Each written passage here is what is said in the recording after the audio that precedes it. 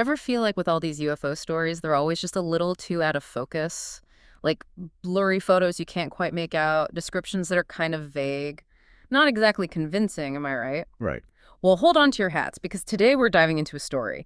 And this one is vivid, it's detailed, and it comes with a twist you won't see coming. Yeah, the case we're examining today, it's an interview with a guy online. He's using the alias Skreen name 229, but we'll just call him Skreen for short. Much easier. So Skreen, he claims to have had this incredibly close encounter with what he says was a black triangle UFO. So that begs the question, what exactly did he experience? That's the million-dollar question. The fact that he's able to describe this craft in such detail, the way it moved. Looking at this black triangle the size of a jet or a small airplane, and you know, if you know how a boat floats in the water, it kind of bobs up and down with the waves. That's what it was doing. It was just floating in the air like this. Even the feeling that he got from it. It's not your run-of-the-mill, I saw some blurry lights kind of story. Exactly. This isn't just some vague, oh, I think I saw something. He's got this crystal clear memory. It's like seared into his brain. Yeah. So let's break down exactly what he saw, right?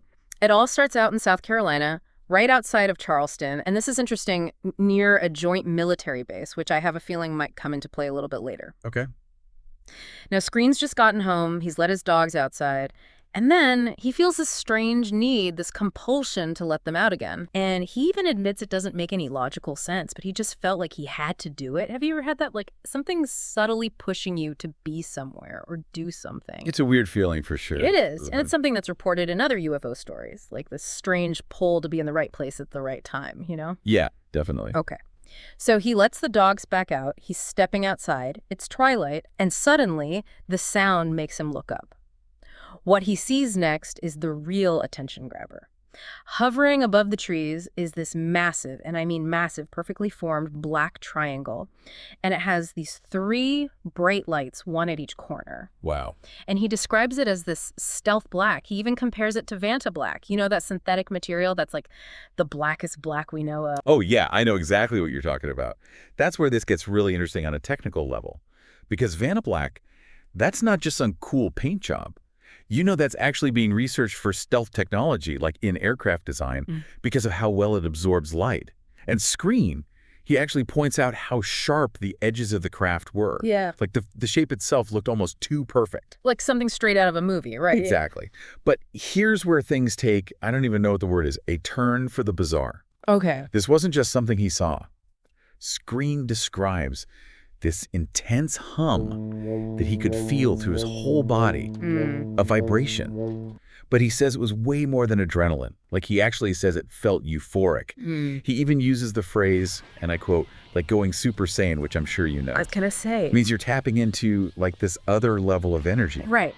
That one detail right there, that's huge. Because it points to this experience being more than just some visual hallucination. He's describing something physical, like a tangible energy that he's connecting directly to this craft. So picture this. You've got this massive, silent black triangle just kind of hanging out there in the sky, humming with this energy that Skreen can feel like down to his bones. It's like something out of the X-Files or something. Right, right. And Skreen, he's having this wild experience, but here's where it gets really strange.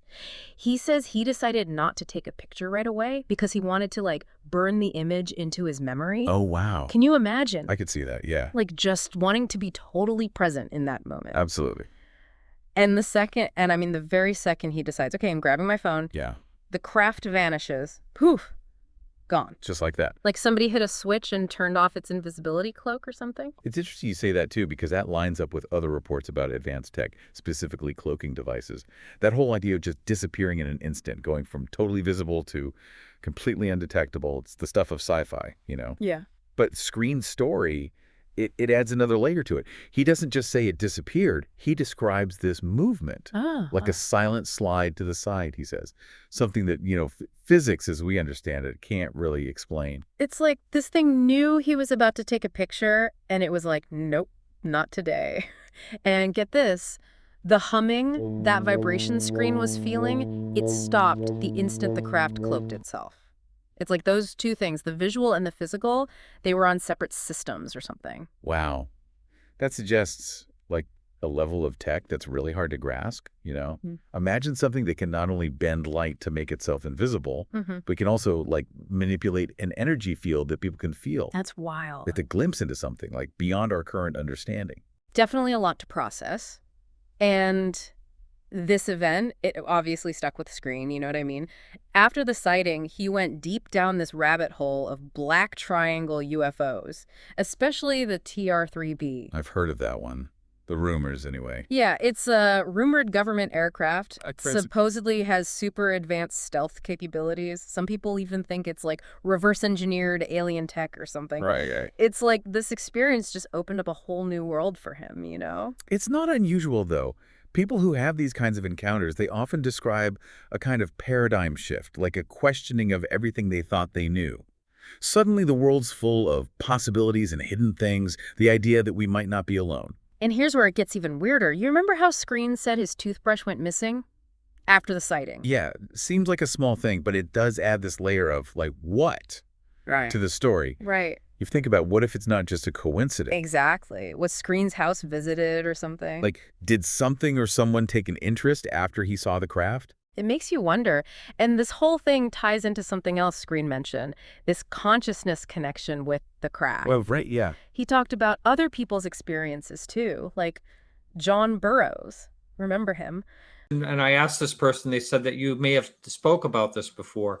Can you speak on the plasma conscious link with the craft? Is that something you've talked about before? Well, it's been touched on in the book, and it appears that consciousness is the new weapon. If you really want to look at consciousness, and some of it's come out on TV, and then it was interesting, right after TV show did it, they admitted we have some of it. We now have drones that can be independently controlled by AI. So they just talked about the drones that can hover over a target for hours, identify the target, and hit it. Well, consciousness seems to be any kind of weapon or anything out there can be shut down from ground to air. Do you understand what I mean? The frequencies can be modulated and interfered with, right? But if you understand how to manipulate something through consciousness, you could control a whole Armageddon of weapons and stuff, and it would be really hard to stop it, you know, just like drones and everything else. And Northrop Grumman showed a video that I don't know if it's still out there, but the F-35 helmet, the pilot has the ability to control the aircraft through the helmet, which is using AI with his mind, and stuff outside the aircraft, like missiles and other drones and stuff. So the new weapon is understanding consciousness itself. And the plasmas, according to Condign, they're real and they're intelligent, they're under intelligent control. So, and a step further, the plasmas themselves could be the new life form. It could be just an energy form with being the consciousness energy form itself. Yeah. It may not be, no longer need to be in a human container. I think I had someone else on the show that kind of spoke along those lines. I was trying to understand the whole thing. It's very... Well, it's being looked at. I mean, to sit there and say how far we are, I'm not sure. But just the fact that there are people like Musk and stuff coming out threatening that AI could be our demise, you know what I mean? And eventually, the one of the ways you can control everything is, imagine if you could take somebody's consciousness, take it out of the body and put it in the computer. Or put it in a drone or something. Yeah. Isn't that what happened to Mark Zuckerberg? It's interesting because when you're talking about consciousness, you can't help but wonder, you know, are we also talking about overlapping of the soul? You know, what is the consciousness? Is it our thoughts, or is it something else, you know, more powerful, the 21 grams when someone passes away? Nolan and his group were looking at consciousness. Yeah. They were looking at Stanford's always been pioneers in that. But not only that, they're looking at DNA for a reason, okay? They're looking at bloodlines, and they're looking at how they've transitioned over the years, why certain people can do things that other people can't, how to develop those abilities, and where are we going into the future, Where will we be advanced? They're already looking at weapons 50 to 100 years in advance. Think tanks are. I wouldn't doubt it. It's just a fact. Yeah. I mean, you could go back at think tanks in the 50s and 60s. We're talking about where we're at today. So that's what they're doing. And so consciousness plays a huge part in it. Interesting. Claims those crafts can be controlled with the mind, like telepathically? It's like something right out of Star Wars. I know, right? Using your thoughts to control technology. Yeah. But here's the thing. Researchers like Steve Greer, they've been looking into this concept for a while. Really? This whole idea that human consciousness could be linked with super advanced technology, especially when we're talking UFOs. See, and this is where that consciousness and tech connection, it gets even more interesting. When we think about where Skreen's sighting happened, remember, near that military base. Oh, yeah, the one that's known for working on all those cutting-edge aircraft weapons systems. Exactly. So we've got this incredible sighting, potentially super advanced tech, and it's all happening right next door to a place that's practically built for pushing the boundaries of what we know. It's a lot to wrap your head around. No kidding. Yeah. And I think the most mind-blowing part of this whole thing is just the effect it had on Skreen. It wasn't just a cool light show for him. It totally changed how he sees the world. Yeah. You know, his whole understanding of what's possible. Like it opened a door in his mind that he never even knew was there. And it makes you think, right, what if all these sightings, all these encounters with the unexplained, what if they're not just about the objects themselves? What if it's about us? Yeah. Like pushing our own consciousness, questioning everything we thought was true about reality? Yeah. What if it's not about what we're seeing up there, but what we see within ourselves when we look up? Now that's a thought.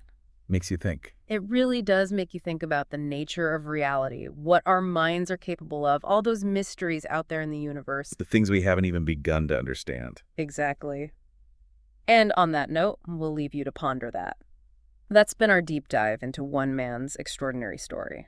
We looked at the details, considered the possibilities, and hopefully we've given you more questions than answers. Always better that way. Keeps things interesting. Absolutely. Until next time, keep your minds open, keep your eyes on the skies, and maybe, just maybe, keep an eye on your toothbrush. You never know what might be lurking out there. I would have been on top of the charts, but it's politics. You do some gimmick shit and post, you get a lot of clicks. Drop some real shit and they probably won't acknowledge you.